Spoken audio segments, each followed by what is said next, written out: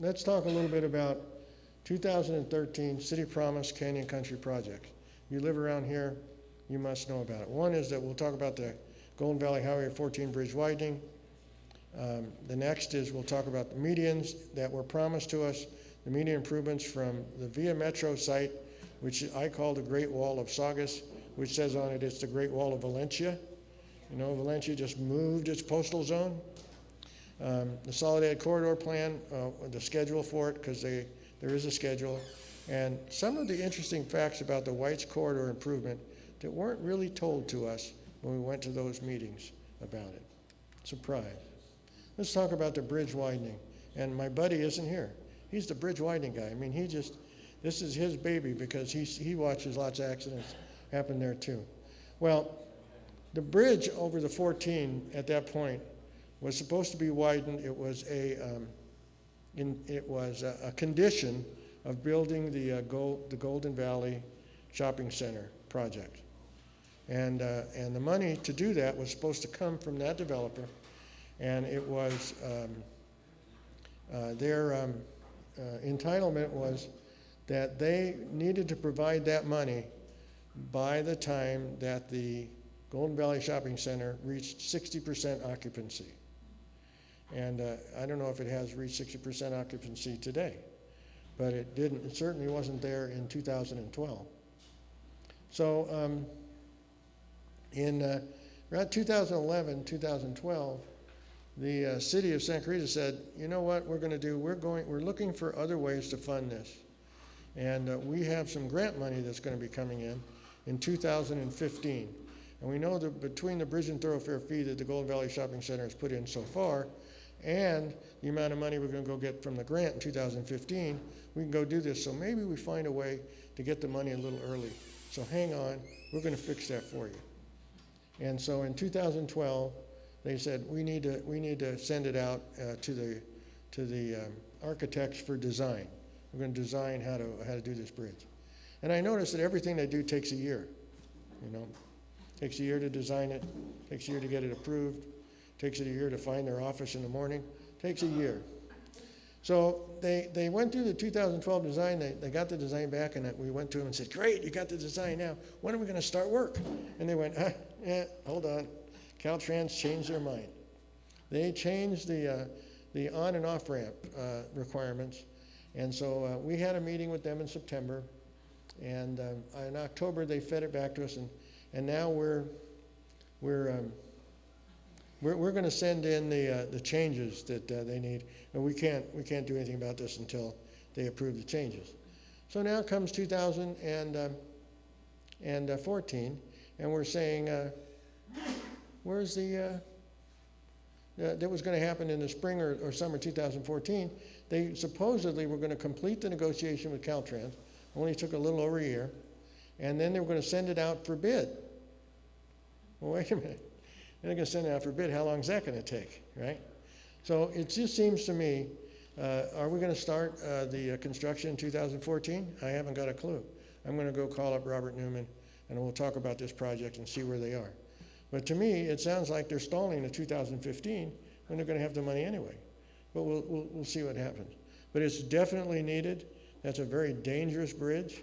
There's a lot of, and like I said, you know, when I just asked them to change some striping, oh no, that's a Caltrans deal. Oh, they won't talk to us about that.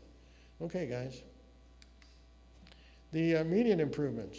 You know, in early 2013, I had some discussions with Ken Striplin. He wanted to give me some good news. He says, you're going to love this. I said, all right, what good news have you gotten for me? And he said, well, you know, Via Metro is being built. And we have a bunch of contractors that are putting in medians in front of Via Metro.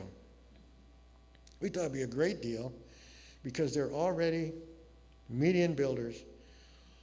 Why don't we just have them continue the Via Metro medians all the way to Luther? Now, if you know where Luther is by Edward Cinema.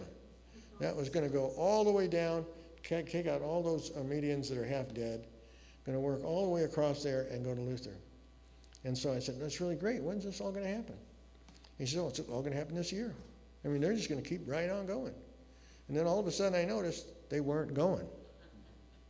So I called him back late in 2013 and said, what's going on?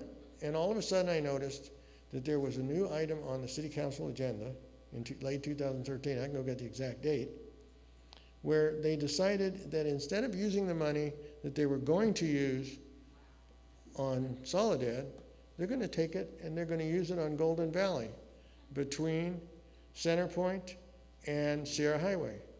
That's the part of the Cross Valley Connector that never got finished. Now, why in the world would they do that? I have no idea, other than maybe there's a development about to occur there and they want something to happen. But now all of a sudden we're asking, well, when is Soledad going to get completed? You know, when are you going to go meet that requirement? And what is the citywide standard median plan? Because when I was campaigning, we were driving all over the city. I never noticed it as much as when I started paying attention to that, because I was trying to think of what am I going to say to these people, you know, when I get to this area. And so I drove over to my uncle's again in Belcaro, and if you drive up that area of McBean, it's gorgeous. Go look at those medians. There's not a brown spot in them. They're perfect, and it's all turf. And they've all been mowed and edged, and they're clean. And then you drive down Soledad, and they're half dead, right? How can this possibly be? And by the way, the next time one of these contracts come up at city council meeting, I'm going to ask that question. You know, why are you contracting this? Why are you sending this out for bid? I mean, we're paying a standard number. Don't you have a standard amount per mile that you spend on these? Maybe they do, but they're not spending it all down here, right? So they promised us that one of the things they were going to do for this standard median thing was they were going to take that turf out. I'm waiting to see that happen. And because they were going to save all this water. Well, they haven't even done it in front of City Hall. Go down to City Hall, it's all turf.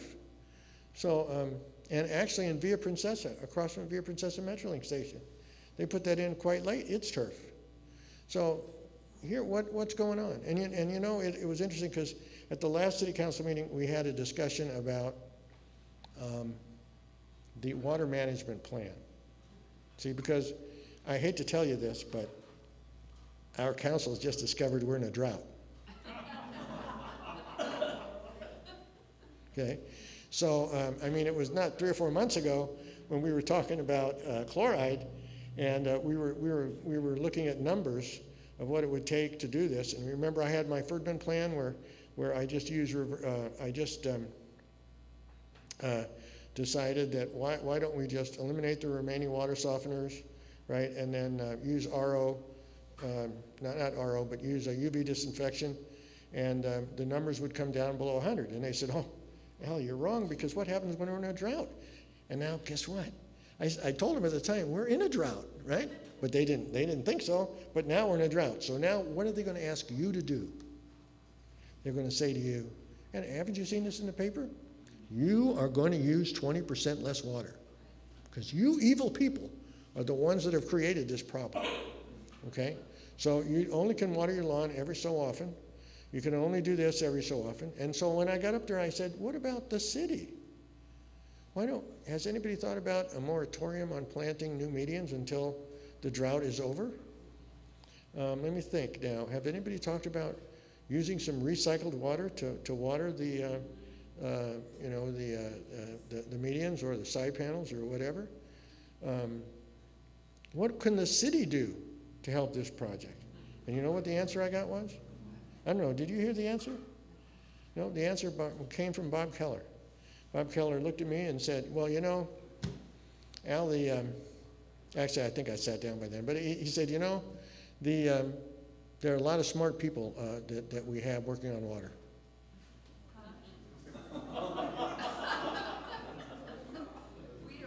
There's his answer. You can look at it on the video recording. There you go, right? So I think it's, but in some later discussions I had with some other staff, they were telling me that they were looking at, and I think it's a very reasonable thing to do, like for example, you know, it takes a lot of pipe to use recycled water, and it's not going to happen overnight. And it's one of those things where you get the answer that recycling costs more than new water. Well, yeah, sure it does, right? Because you got to lay the pipe, you got to dig the holes, you got to fill it back up, you got to, okay? But when you don't have any water, it doesn't matter how much it costs, okay? So why don't you start today, and why don't you do it a little bit at a time, you know, so we can get it done. Right now, 60,000 gallons a day get pumped out from underneath the Shangri-La development, and originally they threw it in the river. Well, the Regional Quality Water Board said that water's not a good enough quality to throw away. It came right out of the ground, and you can't pour it on the ground, right? So what are we doing with it? We're dumping it in our sewer system. So 60,000 gallons a day, not only are we throwing away, but we're paying to clean it so we can throw it away in the river.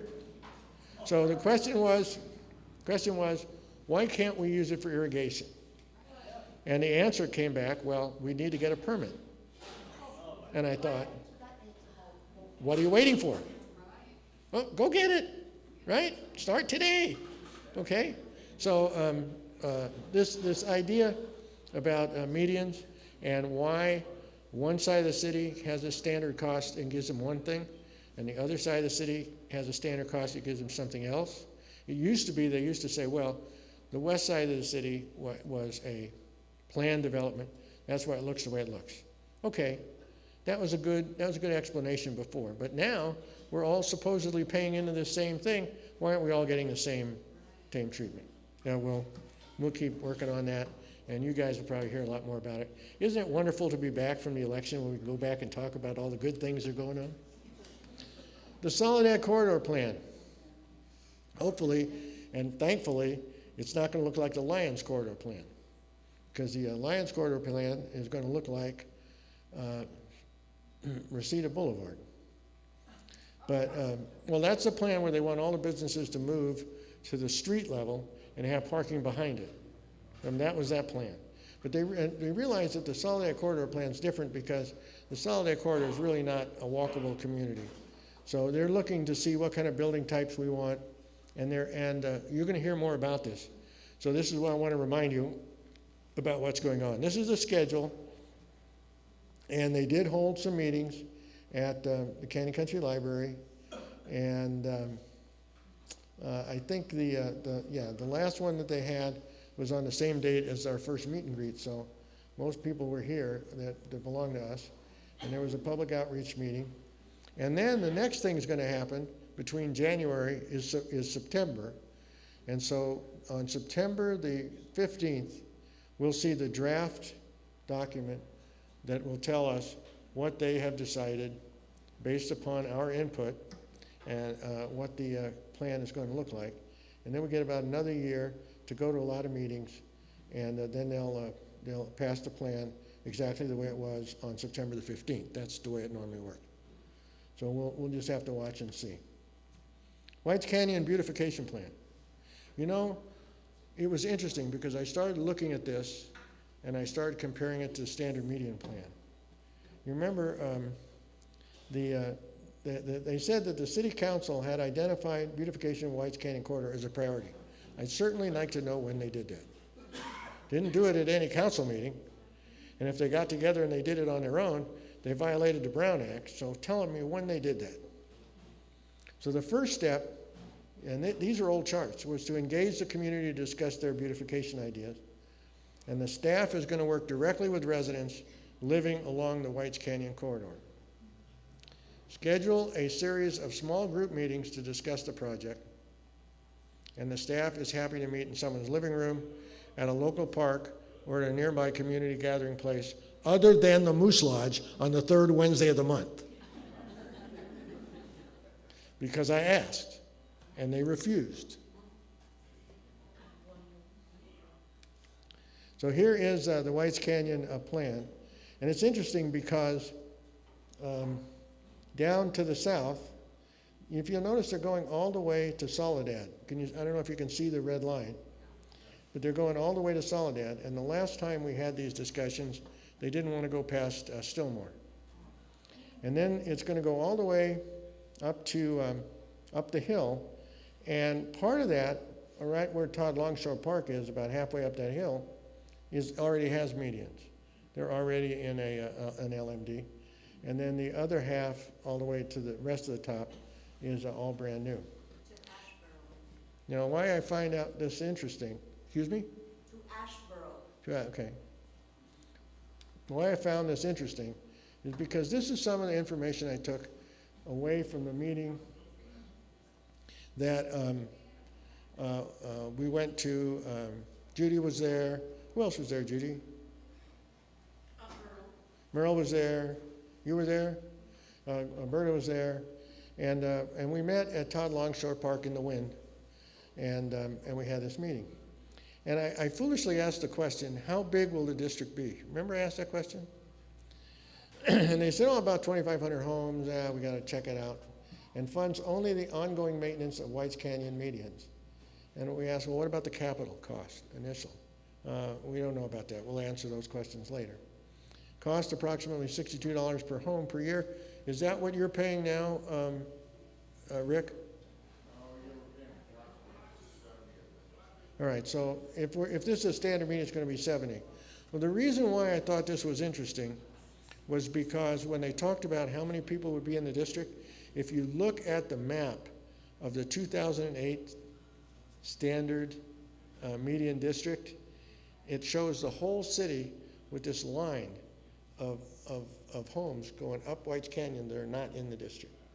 It was the one area, other than Sand Canyon, that they decided not to include when they did that hocus pocus of disbanding and reforming the districts. So the district size is of no importance. It becomes part of the standard median district. And they talked about maybe side panels, and that would be a separate LMD. So the question is, when is it going to happen? Has anybody heard anything about that for the last, have you heard anything? When? Yes, I was told that they were going to wait until after the city council election to set up meetings. I wish they would have done that for the billboards. Okay. Anyway, so the issue is that, it's just like at the Solidarity Corridor meeting, we really had a good time there. And the staff was really helpful, they were very friendly, but the city is reluctant to meet.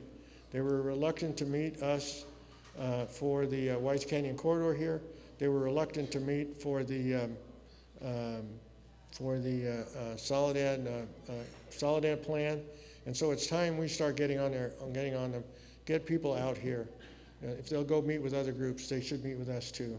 And we'll be asking for them to come see us again. So I listen at these, I fortunately or unfortunately, the case may be, happen to go to all the forums, right? I don't know why, but they seem to invite me to these things for some reason. And I heard promises come out. You probably heard the same promises, Gloria. And I heard Lorraine say, we're looking for a permanent Canyon Country Community Center. Right? We're looking for one. We're going to build a new Saugus Library. And we're looking for a new senior center. We're helping the senior center guys do new senior. So the question is going to be, when? What's the plan? What are you really doing? And I think over the next year, maybe we'll grab a subcommittee, or we'll have a subcommittee go visit and ask, what are the plans for that? When are you going to come talk to us about it? What's going to happen? Because, is that a real promise, or is it an election promise? It's kind of like gambler's math. Have you ever been with a gambler? You ever been with a gambler? You go down there to a gambler, they go to a casino, and they come over to you and they say, I won $500 over here, and I won $800 over there, and I won $1,500 over there. And you go, hey, that's really great. You must be buying dinner tonight. And they go, oh, I don't have any money. I said, well, wait a minute, how can you not? You won. Well, I gave it all back. So you have to explain to a gambler, the way it works to tell if you're winning or losing is you count how much money you start with, and then you count how much money you have at the end of the day, and that tells you whether you won or lost. So is this one of those kind of deals? We'll have to wait and see.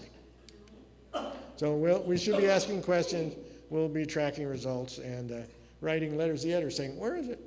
You know, where are you going to be? Sanitation district fee, this is just a reminder. On October the 28th, we found out that alternate 4 was no longer supported. That was the plan to throw away 6 million gallons a day of water in the river from the Saugus Aquifer. And they selected alternate 2, probably the least of both the evils, where they're going to use UV disinfection instead of chlorine, and reverse osmosis to remove chloride, and brine disposal using deep well injection at a capital cost of $130 million in 2012 dollars. I love it when they do that because they weren't planning to build it until 2015, when the number would be $142 million. So my position was we only had 2 choices. I mean, it was at a point where they weren't going to consider anything else. Alternate 2 is the lesser of the 2 evils. I didn't think it was a great idea to throw water away. It doesn't require any downstream approval, so we can not worry about whether Ventura likes it or not. Who cares? And we don't give away water resources. Alternate 4, by the way, was going to throw 6 million gallons, up to 6 million gallons a day into the river and then pump 11 million gallons a day or 11 billion gallons a year of Piru aquifer water to Ventura. But Piru seemed to violently object about that. And it doesn't create any new habitat, so we have to do this for years, and it could be discontinued. So if something happened and the water supply got better, you could stop doing some of it to do it. And we requested the district to take 3 years to take, and I got up there and I said, look, I understand it's going to take you 3 years to plan the facility and obtain the necessary permits. So why not, during those 3 years, challenge the Regional Water Board's requirement for us to meet 100 milligrams per liter, do it administratively, which is through the administrative process, which every so often the Regional Water Board reevaluates their decisions, do it legally, talk about whether or not we could litigate, and do it legislatively. See if someone at the state level, like Scott Wilkes, can help us get some legislation through. And by the way, what have they done about that so far? Well, they did submit for a legislative review, or they did submit was it a suit or a legislative review on whether this was an unfunded mandate or not, and we got turned down. I think it was an administrative activity. But they are working as diligently as they can right now to help us, and that's why they canceled the last 2 sanitation district meetings. What will it cost? Well, I kept asking the sanitation district, give me a spreadsheet. You can't read that. I'll make it a little readable here in a minute. He said, give me a spreadsheet. And they kept saying, no, we can't release that information to you. Why? Well, we don't know if it's perfect yet. Okay. Tell me the rules that you're going to use to make the spreadsheet. And so they did, and I made one. We kept going back and forth, and they said, yeah, that looks about like it. I don't know why they just didn't give it to me in the first place. So what the plan is to start raising your rates. You'll notice the $247, that's your rate this year per sewage unit. And then they're going to start raising your rates at 12 or 13, 13%, 10%, 9%, up through 2017. And they're not going to build anything through that period of time. They're only going to plan things. So what they're trying to do is they're trying to collect $26.5 million of that money prior to the time they start construction, so they don't have to borrow it later. So it's kind of, it would just keep the prices from escalating at the end. And that they call that pay as you go. I call it pay before you go. But that's another thing. And that makes the assumption that every year they will gain another 30 sanitation units. And that's totally absurd, because I wonder how many Via Metro is adding. Anybody know what the density, the number of houses in Via Metro is? So I know it's more than 30. So if that number goes up more, then they'll collect more. It's just the way it works. And then after that, when they put the plan into work, they will be increasing it at the rate of $4 a year. And so that they will have, at the time of 2037, they will have collected $1.058 billion.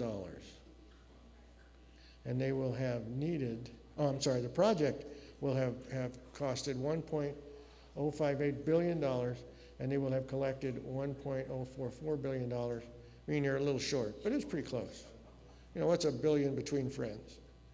This all depends upon the cost of operation not escalating at greater than 3% a year. Now, the sanitation district, since it's been the Santa Clarita Sanitation District, historically has raised rates at the rate of 10% a year. That's at a rate of 3% a year. That's their numbers. So at 10% a year, that number is going to be like 3 times that. So what's next? Well, pay attention to your property tax bill because it's going up. Rate increases normally take place around the mid-year. The last time it occurred, I believe, was in 2010, and they established the rates for 2011, 12, and 13, the next 3 years. So now they're going to, I would guess that in May, the May Sanitation District meeting, they may hold it out here, they may not. We'll establish those rates over the next, through 2017, because they know what they're going to be.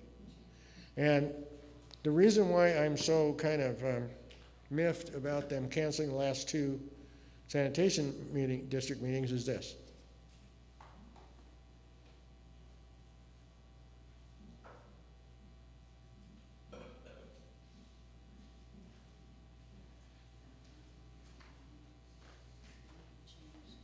Traditionally in April, on the April Sanitation District agenda, comes a proposed budget for the year.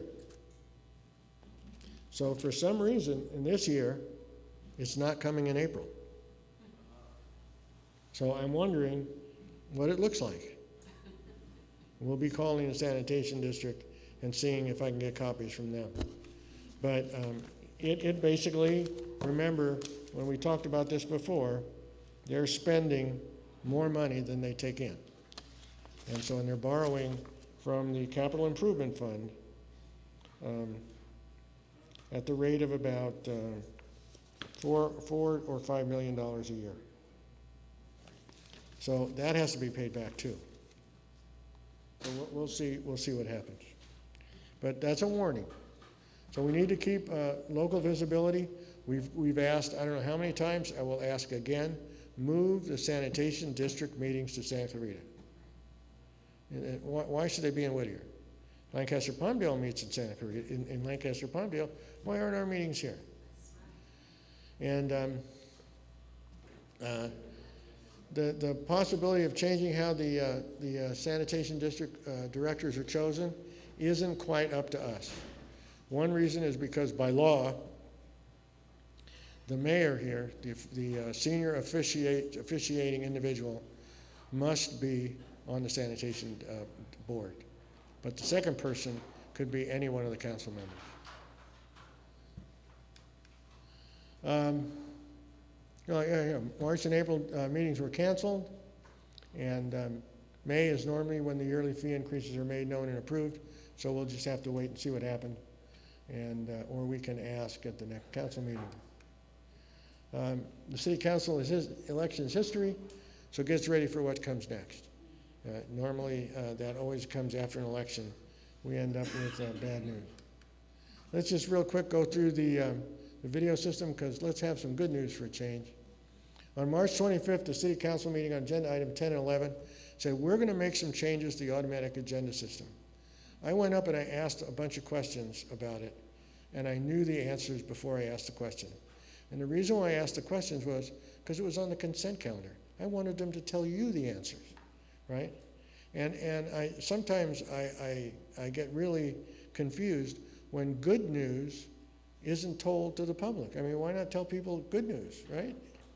So what's happening is What this new automated agenda system is going to do, and by the way, I met with Kevin Tenoyan, who runs the IT department, and the technologist that is going to be implementing this. And what it's going to do is it's going to make agendas, staff reports, and attachments visible online before and after every meeting. So right now what happens is when the meeting takes place and they then put the minutes online, they pull off the link to the agenda and you can't see it. And if you go search on the staff report with their search engine, you can't see it, but it really is still there.